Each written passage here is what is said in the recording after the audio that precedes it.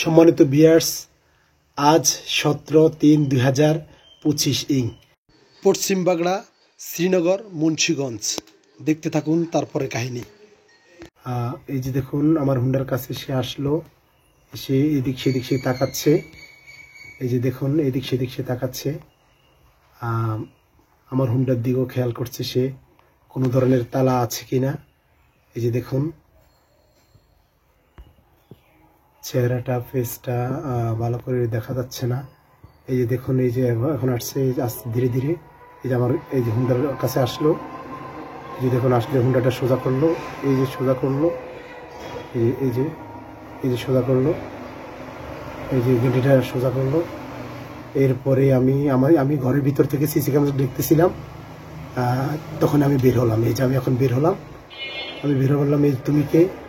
ও বললো আমি সিম খুঁজতেছি। তুমি এখানে কেন আসছো? তুমি এখানে কি জন্য আসছো? তুমি কে? দাঁড়াও, তুমি দাঁড়াও, আমি আসতেছি। বলে আমি সিম খুঁজতে আসছি। এই যে দেখুন, আমি এখন ঘরে ঢুকলাম মোবাইল নেওয়ার জন্য। ওর সাথে কথা হচ্ছে, কথা কাটাকাটি হচ্ছে। তুমি দাঁড়াও।